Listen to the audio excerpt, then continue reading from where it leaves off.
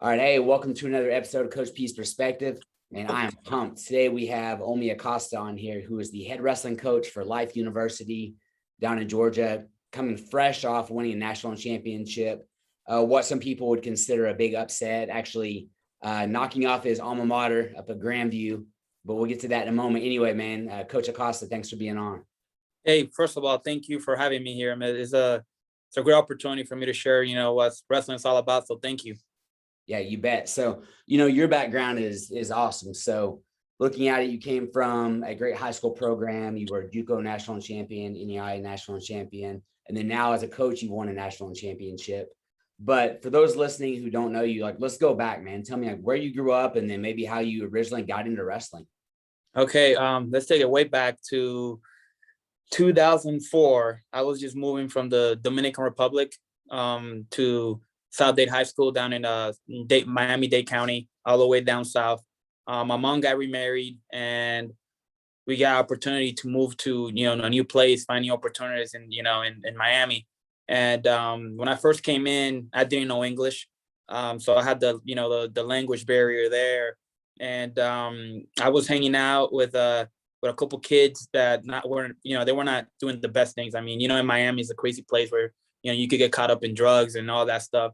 So I was hanging out with the bad crowd. And then as this school went on, I saw that, South Day was a pretty powerhouse in wrestling. And there was a friend of mine named Margarito, tough Mexican guy. And he just put me under his wing. He's like, hey, Omi, you should come and wrestle.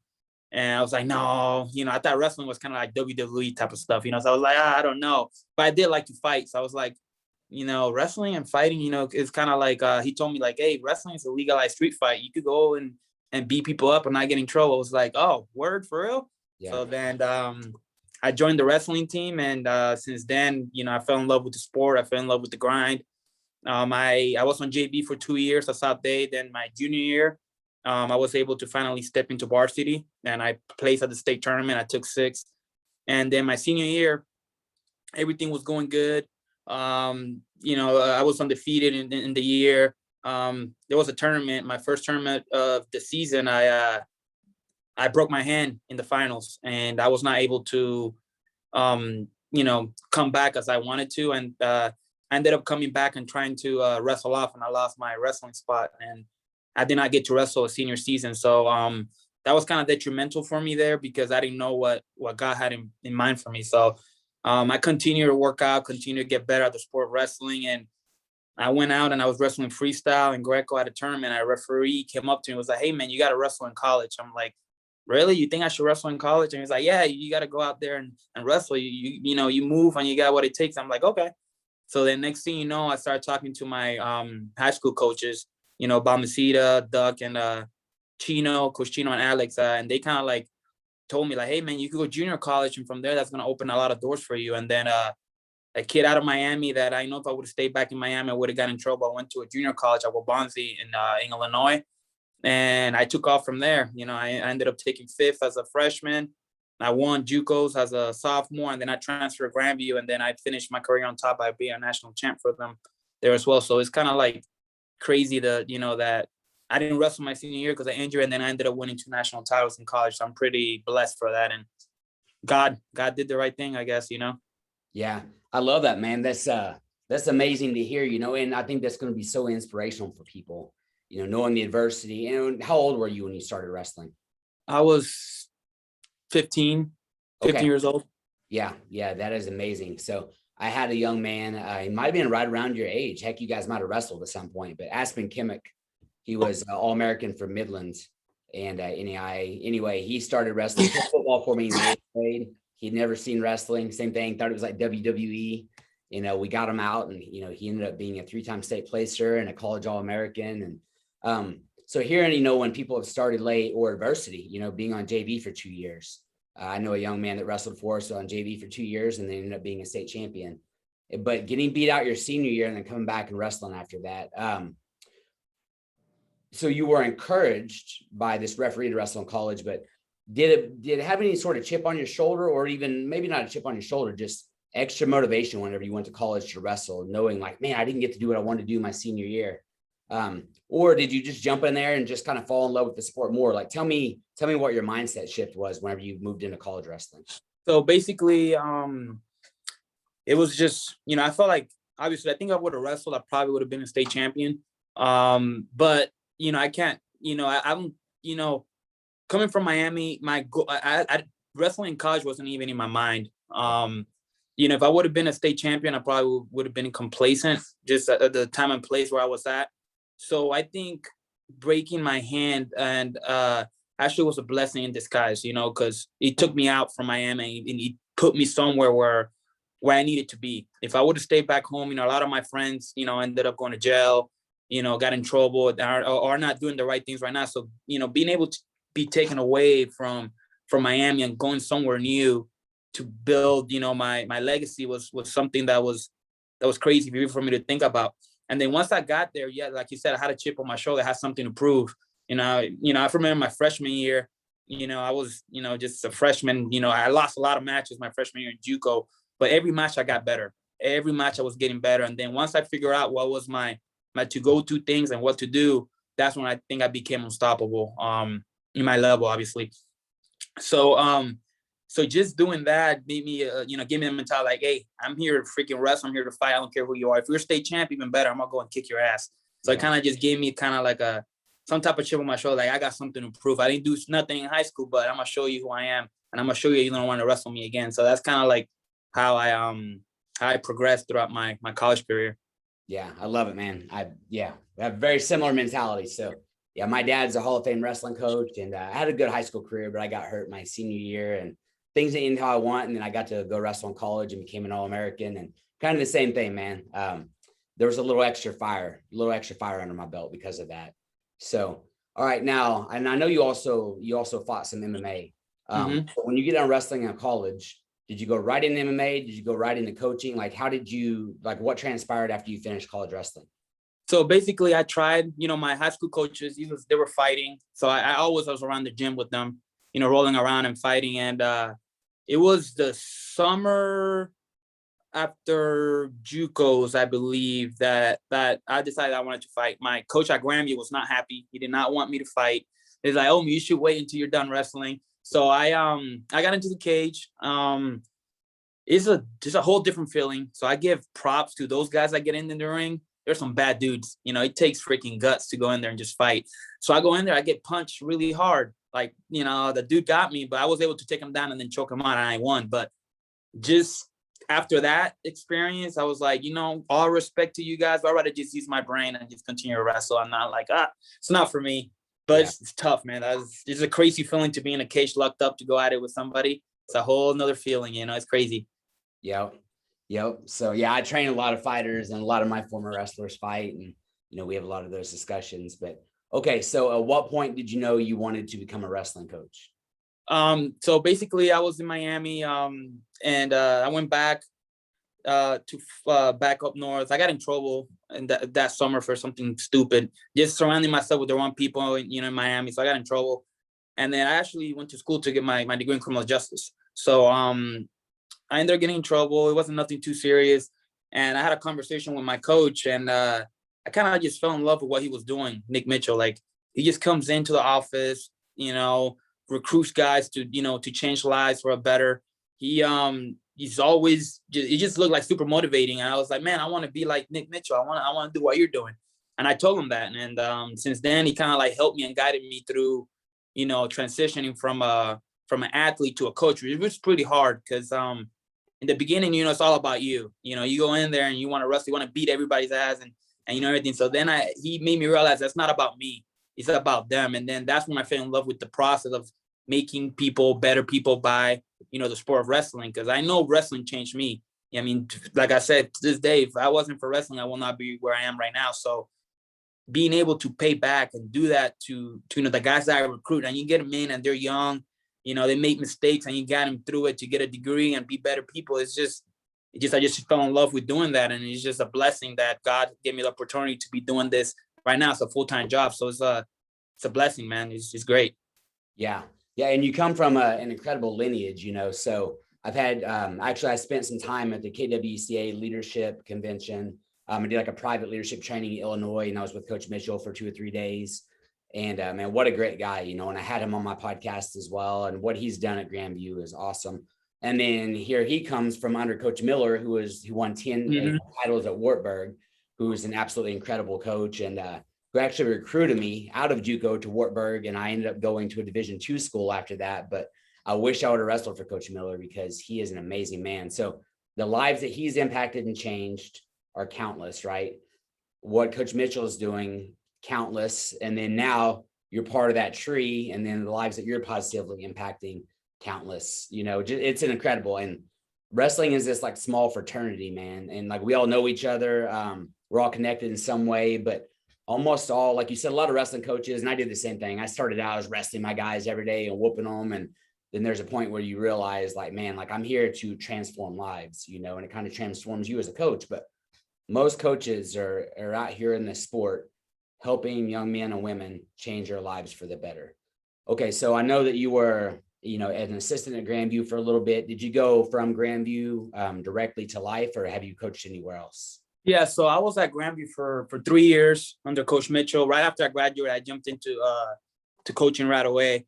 So I was with Mitchell for 3 years at Grandview. Then I left to coach at the Coast Guard Academy in London, Connecticut. So I was there at the Coast Guard Academy for a year under Coach Bratland.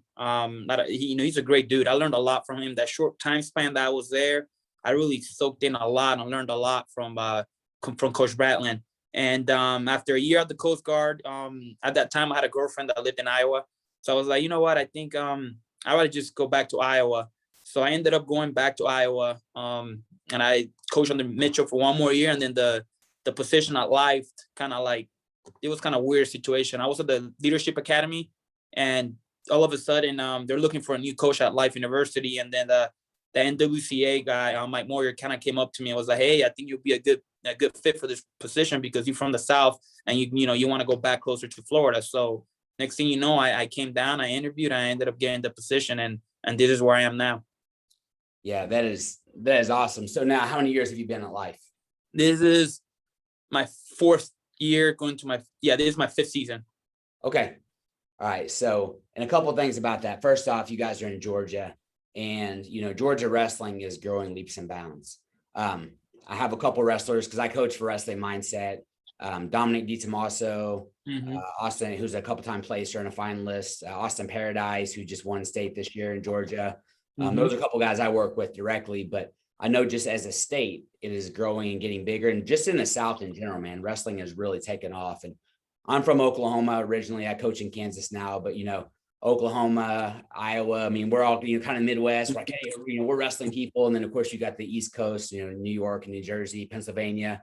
But man, tell me about wrestling in the South before we really jump into Life University. Just why is it growing and getting so popular and doing so well?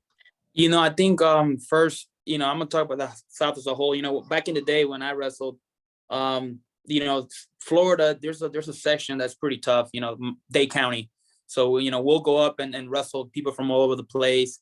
And, you know, Dade County has really good wrestling. You know, Central Florida has really good wrestling. And it's just getting better by the clubs that are building there and are getting better. Same thing with Georgia, you know, there's some great clubs like, you know, Compound, Arturo, you know, Level Up, Moore's Fitness, you know, Roundtree. I could go on and on with guys that are actually doing the right thing. You know, it starts with the youth. If you want to get good at wrestling, it starts with youth wrestling. If I would have, you know, maybe in Dominican Republic or anywhere, if I would have known about wrestling as a younger, you know, wrestler, you know, I would have been, you know, my outcome probably would have been even better, you know. So just having the ability to teach the youth, keep them interested in wrestling all the way throughout high school, that's the goal, introducing wrestling to people. And then, you know, in the South, usually, you know, football's king. And Georgia's doing a great job, you know. Like, I think I saw stats the other day that there's like 18 guys from Georgia and, you know, wrestling Division I, you know. Same thing in the NAIA National Tournament. I think we had about 19, you know, representatives from just Georgia, and many more from Florida as well. So it's kind of cool to see that. And it just comes down to the club coaches and the high school coaches putting in the time, you know, putting in the, you know, make sure the guys are wrestling year round. And that's the product of what's going on right now in Georgia and the Southeast. Yeah, it's exciting to see, man. It's exciting to watch. And, you know, you guys going in and winning a national title this year, the first ever college national championship for wrestling in the state of, you know, in the state of Georgia. So you guys being national champions, that's huge. I know it's not only is that great for the future of your program, but just building pride in Georgia wrestling, period. Okay. So Life U, I want to talk a little bit about it and kind of how you built the program. I got to first off say, like, you guys are swagged out. I remember a couple years ago, it's the first time I really kind of found out about Life, and I saw the singlets and you guys got the bright green on there, and I'm like, all right, man, I like what these guys are doing. But so whenever you're a head wrestling coach, it's not just about wrestling, right? Because whenever you're a wrestler, it's about you. But I mean, you're focused on your strength conditioning, your training, your technique, all these things. You become a coach, and now you're in charge of helping a lot of people, but you're a CEO of an entire program. Part of that is like the things that you do on social media, just having cool gear, things like that. I mean, there's all these little bitty things. Tell me about the things that and I know this is a fairly broad question, but what are some of like the staples, the things that you've come in and implemented at Life University that have really helped you guys grow? The first thing I remember when I first got the job, obviously, in my opinion, we have the best colors in college wrestling. That highlighted green and black, it just pops. So I looked at Oregon and I was like, oh wow, Oregon is they're got kind of like the same color wave as us. So I'm like, I'm trying to mimic what they're doing. So little by little, I started getting, in the beginning when I got here, the singlets were not cool. Like we just ran wrong. I was like, man, we could do so much better. One, we started promoting that we're in Atlanta. Out of all the NAIA schools, there's not a lot of schools in a big city. So we started promoting, hey, come down and wrestle in Atlanta. It's warm here, no snow, just beautiful weather. Anything you want to do, you could do it here. The airport's down the street. So that's the first thing. Okay, location. We need to promote. The country has to know that we're in Atlanta and we could wrestle. So after that, little by little, year two, started getting, the singlets, getting the cool colors, getting the cool gear. And then year three, just kept going with that. And then as we got better and older, I brought in a good assistant, Cole Mannion. He's the one that handles like all the videos and all that stuff. And I believe the videos, the social media, the graphics that we make are cool. And that's what people want to see. They want to see cool stuff, especially about wrestling. So we started hitting social media hard. That's a lot of part of our recruiting. If you look at our Instagram, Twitter, Facebook, we're always dropping new stuff. We're always posting new stuff. And that's huge when it comes to recruiting, because right now, the day and age that we're at right now, all the kids are on their phone. If you're not evolving with the group of kids right now, you're going to stay back and you're not going to get anybody to come to your university. So I believed on our social media platforms, and this is the product of just constantly getting better year in, year out. Like you said, being a CEO, yes, I have to be able to market myself. I have to be able to market my coaching staff. I have to be able to market the university. And that's how we did it with social media. So it's a pretty cool thing to do, because, you watch it grow, you watch your followers, people give you shout outs. So it's pretty awesome. Yeah. I mean, I love looking at it. And that's, a few years ago, the NWCA did a thing, and I wish they would do it again. I think they did it through Quick Cooper. But they had like a statewide competitions and national competitions for programs, like promoting their programs on social media. So we ended up being one of the top programs in our state, and then placing pretty high nationally. Is huge. I mean, first off, the kids want to see themselves on there. The parents want to see their kids on there. What you do on social media is big. So if you can make, you're making highlight videos, and like you said, great graphics and all those things. And you guys, your colors it's awesome. So I told you before we got on here, I just bought one of your national championship shirts, and thank you, man. Yeah, you bet. Can't wait to rock the colors. But okay, so let's go a little bit deeper. Tell me about some of the pillars of your program. So like for my program, like TCOB, and that was my junior college, Labette. TCOB is what we did, take care of business. And like, that's a life motto for me. We use it with our program. Another one is get, and like, we get to do this, but the G is gratitude, the E is effort, and the T is for toughness. Okay. So these are like pillars of the program, mottos or things we teach. I know you guys have Lucha.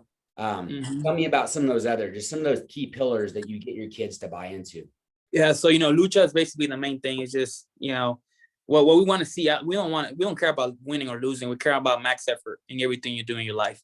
So with the lucha, it comes when you see the C, there's the C cube, right? So there's 3 C's. So that means to care, right? To commit and to compete. So we talk a lot about caring. If you're doing something, you got to care enough, right? If you commit to something, you're gonna finish it, right? And then if you do the commit and the care in that order, right, you're going to be able to compete. And so it's just basically care, commit, compete, and or vice versa, any way you want to put it. And that's what we talked about from year in to year out. It's just, hey man, you got to care. If you show up to class, be the first one.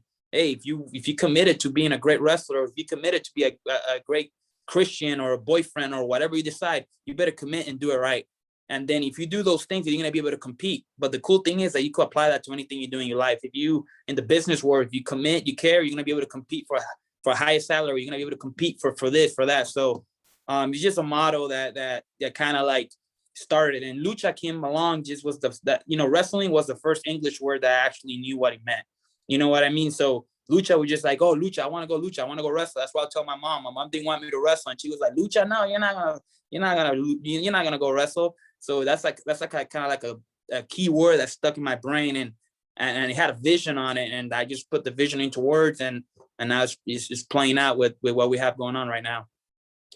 Yeah. So, I was listening to one of your videos. You were talking to your guys before the national championships, this year. And, man, I loved your mindset, but you kind of mentioned it a minute ago. You were talking to the guys about, hey, we're not worried about, we're not thinking about the outcome, wins and losses. Like, we're coming out here to battle, to give full effort every single time, win every position, things like that. So tell me about that, because I definitely believe in goals, but I also am a huge believer in systems. And then, like, one of our things this year in this COVID time was win the day, but the word win, what's important now? So we focused on like, what's important right now? What's this practice, while you're wrestling, winning every single position, not thinking about the outcome of the match, right? We win every position. We battle the entire time. And when you do that, you're usually going to have good outcomes. You can't control outcomes, but you can control your effort, your attitude, your aggressiveness. So tell me a little bit about that, like how you're training your guys on mindset, thinking about wrestling hard the whole match versus like these, like, I got to win, or we got to win the national title. What's your whole thought process there? In the beginning, like I said, I'm only been coaching fight. In the beginning, I was kind of like I was too serious on the guys. I was like too hard on them. And as I evolved by reading books and getting better, trying to find ways to become a better coach, I figured out that we can't put pressure on winning. We put pressure on what we could control. Like you said, we could put pressure on going out there and don't worry about winning or losing. We could put pressure out there about going out there and having fun and controlling what we could control. So I noticed that the less pressure I put on the guys on winning and put pressure on just going out there and having fun and scoring points for your team, scoring points for your family, and finding a way for kids to wrestle for something bigger than themselves, that's how you get true winning. Like, that's how you're going to get guys to compete. And if we could go back a couple of years, I never talked about winning. I don't want to talk about winning. In the beginning I did, but then I got to my head like, hey, we're not talking about winning anymore. We're going to talk about going out there and scoring points. We're going to go talk about, you be that guy. You go be Randy McRae, for example. You don't worry about that guy. Just wrestle how you wrestle, and you're going to be okay. We don't even talk about winning. We just talking about being the best representation of yourself on the mat. And that's what we want to see. We don't care about winning or losing, because winning is a byproduct of just going out there and having fun, and you're going to score points. It's not going to open up. A lot of our coaches talk about taking chances. Go and take, a lot of things guys wrestle and don't take chances, and it goes into overtime and then they lose. Go out there and take a chance. If you get taken down, who cares? Come back and take them down. So we just talk about taking chances and worry about the controllables, which is be aggressive, do all that stuff. And then that applies to life too. Like, hey, you can't control if it's raining outside, but you could show up early to work. You can't control what's going on in the world, but you control your work effort. You control how you do things and how you react to other emotions and things like that. So we're trying to like preach all those little things that hopefully will carry on to wrestling and to their daily lives when they move on. Yeah, I love it, man. So it makes me pretty happy knowing how good you guys are. And those are a lot of the exact same things that we teach in our room to our high school wrestlers, and I think, before the state tournament, I gave almost the same speech. I was talking to my guys and literally told them, go do you, go do it. Go be you, go like whatever positions you're strongest in, battle to get to those positions, open up, take chances. Yeah. Those are the exact same things we talked to our guys about. And I think I did the same thing early in my coaching career.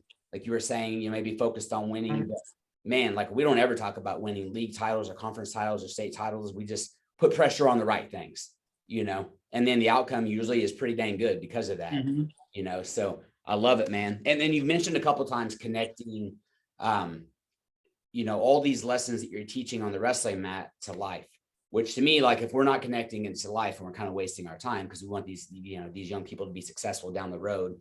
And then you also said, you started reading books and stuff and growing as a coach. Tell me a little bit about like, what do you do for personal growth? Because I love to study high level human beings, and you're one of those. So what are some daily habits or some things that you do to improve as a coach and just overall as a person? My day, I wake up, work out every day, because it's a lifestyle, it's something like, you can't cheat the grind, it's a lifestyle. I have to be healthy. I can't be this, 300-pound coach wrestling college wrestling, the guys to see how serious I am about myself. So they see that, okay, Coach O's doing this is because he wants to get better.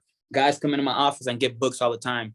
I'm always reading. Like, for example, I just got this book by Coach Miller, the Do It Anyway book, which is, it's going to be, it seems like it's going to be great read because I'm a close friends with him. I still ask him for advice. And one thing is, that thing helped me a lot. I'm not afraid to ask for advice. I call Mitchell, like he's competing against me, but sometimes I call him like, hey, coach, I need some advice. And he'll help me out. I call Coach Millboy or Paul Reedy at Grandview, or Bradlin at Coast Guard. And, you could always rely on people that have been there and be in those positions. So I reach out and ask for help. I'm not afraid to ask for help. And I know when I'm wrong too, like, hey man, I'm my young coach. I made mistakes and I need help. Help me out. So I'm always willing to ask for help for the people that I trust in, and I'm constantly, reading. Like this is the book that I kind of like use all my stuff to show the guys, called Motivation Manifesto by Brendan Burchard. And it's my favorite book because it just teaches you how to be positive and be mindful of the moment. And I'm just a mindful person, I just worry about what I could control. And I have a strong faith with God, and I just keep moving forward and keep getting better. Just like how I was a wrestler and I wanted to continue to learn more techniques and all that stuff, I'm the same way as a coach. I'm always finding a way to get better. As you can see through my time here, I became a better person. I'm not like back in the day, like 2-3 years ago, I was like serious. I'm like, oh, we got to win. And now I'm more relaxed, like just enjoy the process and be mindful of the thoughts and the things that you can control and then worry about that, So that's what I think has made me, more a better coach. And it gives me a little ease of mind. Before I used to be stressed out like crazy. Now I'm more relaxed because I enjoy the process, and I believe in my hard work, and I believe in what my guys are doing. And that's what it's all about. Yeah. It's amazing to me, principles are principles once you know them. And I've said this on probably every podcast I've ever shot. Once you know those principles, you can apply them, and success leaves clues. Almost every highly successful person that I know, that I've spoken to, that I've met with, that I've been mentored by, they do a lot of the same things, and you were talking about, you're not afraid to ask for help. My dad's a Hall of Fame wrestling coach, but I remember like we had a weekend off or something. Heck, I may have even been in college at the time, but I went to a kids club wrestling tournament with my dad, and I think maybe one of my little nephews or somebody was wrestling. But I just remember we're walking by this mat, and we stop, and there's like this battle. These two 9-year-olds are just like getting after it. They're pretty high level for their age. And this kid pins this other kid, and the match is over, and the kids walk off the mat. My dad's like, hey, hold on. And he calls the kid over and he says, hey, show me, what was that setup you did right there on top? He asked a 9-year-old. My dad's a Hall of Fame wrestling coach, and he's a technique freak. He's like a technique genius, but he was willing to learn, right? Because it was something he hadn't seen before. He hadn't seen that setup. And I saw him do that so many times. So for me, that's something I've always believed in. Like, ask for help, man. Find somebody you trust who's been there and done that. And there's no reason to reinvent the wheel. Doesn't mean you can't do it with your own personality, but get that help. And then, growing. Brendan Burchard, you said that book. He's a big businessman. So I think a lot of times people think like, oh, I'm going to study. I'm a coach. I got to just study coaching books. Like, do that, right? Coach Miller's book, I'm reading it right now too, which is awesome. I texted him like 2 nights ago after one of the chapters. I'm like, that's a great story. But, but I do the same thing. I study leadership books. I study businessmen because I want to study high level human beings. Like I said, success leaves clues. So many people that are really successful do a lot of the same things. You just pointed out several times about enjoying the process, which just makes it a lot more fun. So when you guys won the national championship, because I'm guilty of this, man, like, I guess I'm sort of like an achiever. So like I'll achieve something, and then like, I don't stop and like celebrate. I just move to the next thing. Like, what's next? What's next? So I have to make myself try to slow down. So whenever you guys won nationals, like, what were some of the things that you guys did in celebration? Like, to me, it's still kind of a little bit surreal. It's been like a week or so, or it's kind of a little bit surreal. I'm trying to soak it in, but I'm already focused on, 2021, 2022, so, I enjoyed it. We hung out with the guys. We had a little small banquet after the national tournament, got the guys food, and, had the guys do, speeches and stuff like that. And then, the year's not over until we have our actual banquet here, which will be sometime in May. So, that's when we'll, celebrate it, put it away. But I'm already in my office, that Monday after nationals, I was already in my office working, because I don't just want to be the guy that won it one time. I want to be the guy that just continuously goes after. I want to be the guy that puts nasty in a dynasty. I want to be, that guy. So with my team, so we're here working, and we're going to recruit, and we're trying to produce the same result. And there's just because we won, we're not going to stop. We got to make sure we make a statement on why we're here. We're here to stay. So that's the goal. I'm here to work. Good. Yeah. I love that, because that's actually a question I was going to ask. Sometimes people want to achieve a goal, and then they get the goal, and then they drop off, right? I've heard stories, and I've actually had 2 of my athletes make it to the NFL, and so it's like some people make it there, but that was their only goal, and then they didn't have a plan to stay there, right? Some guys make through the NBA, didn't have a plan to stay there. So you guys, okay, let me back up. Grandview was going for their 10th national title. And like you said, Coach Mitchell is a great coach. Grandview is an awesome program. And then you guys came in and you guys won it this year. They didn't achieve their 10th. Now, what is your plan to continue on? Not to just win it once, like you said, but to become that dynasty. What are some of the things that you guys, kind of foresee in the future? I think the key is consistency. You can't talk about winning if you're not talking about consistency. So we just have to be consistent. We have to keep bringing good recruits. We got to continue to fundraise. We got to continue to travel and see those type of competitions that will get us ready for a national tournament. So we just got to be consistent with everything we do. And just like my athletes need to be consistent with their lifestyle and different things when they're wrestling and competing, I got to stay consistent with my coaching staff. I got to stay consistent with the goal at hand, which is to be the best team that we could possibly be. And if we're the best team that we could possibly be, and that is beating Grandview again, then we're doing it right. The goal is never to beat Grandview. The goal was to see how good life you could be. And that's what we did, and then it's all about to seeing how good I could be as a coach. How can I challenge my coaches to be better coaches? How can I challenge our wrestlers to go out there and compete and have fun? It's all about consistency. So if we stay consistent, I think we're going to be okay. Yeah. And I knew just in watching some of your videos and kind of studying that stuff, that the goal was never to beat Grandview. It was to see how good Life University can be. I knew that. And I think you said that in one of the things, like, hey, let's see how good we can be, which is so huge. I don't want to dip into the trend, because there's not just coaches and wrestlers that listen to this. I got people from all walks of life that listen to this, but I do want to dip into the training part a little. Tell me just a little like overview of like what you guys do, as far as how many days a week are you doing strength training outside of season and in season? Kind of what do your practices look like a little bit? Like, I kind of break down the season into 5 different phases. Okay. And I show that to the guys just so, because it's a lot easier when you break things down to them, so they don't see the season as a long thing, because a college wrestling season could go from 5 to 6 months, right? So I'm trying to break that down for them so they know and understand like where we're at in the season. So phase 1 is the beginning, where they come in from for preseason, a lot of outside stuff, wrestling twice a week, and then all the days we're doing running in the track, not too much long distance, but like short sprints and a lot of hand fighting outside. Then we go to phase 2. That's when we start implementing our, the moves that we want to see. I don't want to change the guys how they wrestle, but I want to give them different tools so they could use what they already know. So we teach them elbow passes, basics. We wrestle live, different matches, different lengths. Then phase 3, we start going back a little bit on showing so much technique, but going a lot more live and situational as sparring goes. And the practice go from being 2 hours long to 1 hour 30 or an hour, right?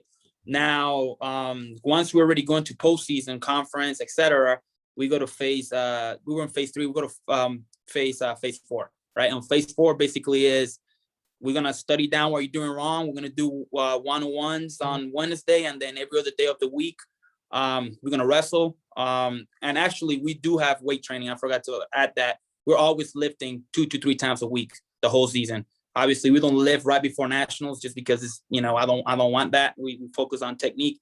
So in phase 4, that's where we get the guys ready, doing one-on-ones, a lot of mental training when it comes to that. We after hard practice, we'll turn the lights off and start meditating or putting ourselves in a happy place so we could, put ourselves there, because you got to see it before you achieve it. So we're trying to kind of do that. And then season ends, and then now we're entering, the phase 5, which is off season. So basically what we're going to do now is right after spring break, we're going to wrestle 3 to 2 times a week. It's not going to be a long practice. You're going to come in, roll with your guys, wrestle life, and get out. So that's kind of like how I break down, my wrestling programs practices. It's in different phases. Mm-hmm. Yeah, that's good. It makes a lot of sense, because if you look at the whole thing, if you look at it as a whole, right, 5 months, like, man, it gets real long, and I've talked about this a few times, but I love wrestling, passionate about it, man. I got to thankfully wrestle all the way through college, but I would say that there was at least one time in almost every college season, you're beat up or you have an injury or something, and you go home and you start thinking about, like, man, is this something I want to keep doing? Mm-hmm. And then that would usually last for about like 15 minutes for me. And then I would think, like, can I go to college and not wrestle, knowing I had eligibility left? And I'd be, nope, I couldn't do it. So then it would be like out of my mind. But when you start thinking about how long and how hard the grind is, and, how intense all those, like, it can be overwhelming.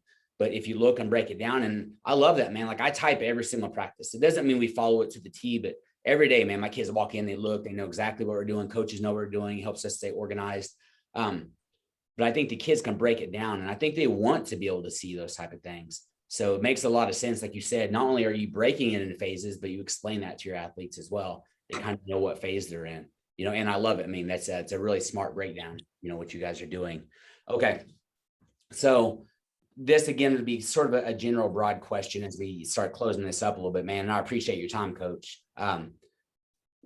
Looking back, and you had some great coaches, what's 1 or 2 of the best things, the top things that you learned from your coaches, whether it was a high school coach or a college coach or whatever, a couple of things that just jump off the page for you? Okay. I'm gonna start with my first coach ever. It was Balmaceda at South Dade. He's just psychological mastermind. That dude will get you to wrestle for him, and he could, like, pick and point how to motivate each wrestler different. Like, he knew how to motivate me to a way that I could wrestle, right? So he was just a freaking genius, the way he just goes by the mindset. He'll find something and he'll make the whole team to be motivated on that one little thing, and then we'll go out there and fight, for our coach. So I truly appreciate, how he was and how he treated me. Sometimes it was too tough, and I look back at it, I'm like, I needed it. I was getting in trouble and stuff. So Coach B's he's a mastermind. Then technique wise, how I show technique, I learned that from Coach Duck, which is Coach B's assistant. He's probably known as one of the best youth wrestling coaches in the country. He's the man. The way he breaks down technique and his patience, how he does things, it's just crazy. I still go back, when I go back to Gladiator and I see him showing technique, I'm like, hey, Coach, what you just did there, show me that again. So he's that guy that I'm still learning from, and he's just a complete badass. Then I get to college, and I meet my junior college coach. He was Coach Johnson and Coach John and Del Groves, and it was just easygoing guys. They just wanted what's best for us. I never had a coach that just was, like, so nice. I'll tell him, hey, Coach, I don't want to do this. Okay, that's fine. Which is not good, but the way he just treated me as a person. Yeah. And and that was just something good to learn from somebody else. I never had a coach that actually did that for me. He was, I remember I got a ticket, and, I was, like, all stressed out. I was like, listen, we'll get this taken care of. And he helped me out and found me a way for me to make money to pay that ticket. And that's just something that kind of stuck to me. And I still talk to those coaches just so the impact that they have, and they're just good people. And then Nick Mitchell, he's just a mastermind. You can't really see how he feels, and he's a guy that I learned a lot from. He's just the same guy. He's consistent with the way he says things. He's consistent with his training, and I just believed in him, and that's where I got kind of like my blueprint to be the coach I am today. And And then the last one will be Bradlin at the Coast Guard. He was just really technical, really broke down the details, and was just a great human being. And you showed me kind of like the other side of coaching, because obviously at Granby we're winning a lot, so I didn't get to see the other side of what happens when you do lose, you know. So we're at the Coast Guard. We're going hard. It was our both first year there, and we lost a couple duels, and I just learned kind of like, hey, just because we lose doesn't mean that we can't teach valuable lessons from those things. It's not all about winning. You know, there's more than winning. And you know, I got all that mixture up, and that's what my coaching philosophy is right now. It's just I learned from all those coaches, and just a mixing pot added with things that I think are better or not. And that's what coaching is about, figuring out who you are and how you could do that as a coach. And this book right here is a great book right here. It's called Knowing Yourself as a Coach by Danny Cooper. It's a pretty good book. And I usually have my assistant read this book because he actually asks you some deep questions to see, like, why do you do things the way that you do, and why do you do them? And it's always a reason that I struggle with, like, why am I here? Why am I doing this? So it's a good book to have, and kind of helps you write down your coaching philosophy and all that stuff. Yeah. You know, I've long thought, so going back to, you know, when you're looking at coaches, right? I can tell that you're one of those guys that builds relationships with your wrestlers, and you're one of those guys that built relationship with your coaches. I can hear it in your voice. I always say, like, you can't fake shape, you can't fake passion. Like, I can hear the passion in your voice, you know. And so I know you built good relationships with your coaches, and I'm certain that you do the same thing. A lot of coaches only coach how they were coached. They never kind of develop their own. And that's not a bad thing, unless, let's say, like, maybe you were a football player and your football coach yelled all the time, and now you're trying to yell all the time, but that's not really your personality, you know? So Tony Dungy, I read a Tony Dungy book a long time ago, The Mentor Leader. And after I read that book, man, like, it really freed me up to kind of be my own guy, my own coach, use my own personality. Because Tony Dungy here, he wins a Super Bowl, but he doesn't cuss. He's not a yeller. And I'm not saying I'm not a yeller, man. Like, I always tell the guys, I'm a little Tony Dungy, I'm a little Mike Tyson. You know, you just never know. I'm a wrestler, right? You don't know which one's going to come out. But after I read that book, man, I was like, man, I really want to use my style, but then take all the great things I learned from the various coaches I had. And I was blessed to have some, you know, tremendous coaches. Take those great things and utilize those, and then continue to learn and continue to figure it out as you grow as a coach, you know? So I love hearing that. I know you have your own coaching style, but having those influences from the other great coaches, that's so huge. And, you know, so for the coaches that are out there listening, or the athletes that are out there who may coach one day, these are such valuable lessons, you know? And it's and I love it, man. I'm writing down all the books that you've been telling me right here. Cause I just wrote down the one you gave me, the Tony thing. Yeah. Tony Dungy. Yeah. Dungy, Tony Dungy, The Mentor Leader. Because now, as soon as we get off here, I'll go order those books and continue the same thing to try to grow as a human being, and, you know, becoming a better coach. But okay, Coach, I always like to end my podcast this way. So I'm going to ask you, and you can expound upon these as much as you want. You can just choose one, or you can answer all three, totally up to you. Okay. So I want you to tell me about a hero, a highlight, or a hardship in your life, and then why it mattered. A hero, a highlight, or a hardship. Yeah, hero will be my mother. Single mother of 3, worked her butt off to be able to raise us. And without her, I will not be here, you know, where I am right now. So my mother's an important figure in my life, just because she kind of taught me, like, grit, like, you know, coming from Dominican Republic to here. You know, she was just working, sending money back to Dominican Republic while I was over there as a kid. And she's just a great person and a great role model. So my hero will be my mom. What was the other one? Sorry, I have short time. Oh, it's all right. Highlight and a hardship. Highlight will be 2012 when I won my NAIA National Title. And I'll mix that with the hardship. In 2011, I qualified for the national tournament.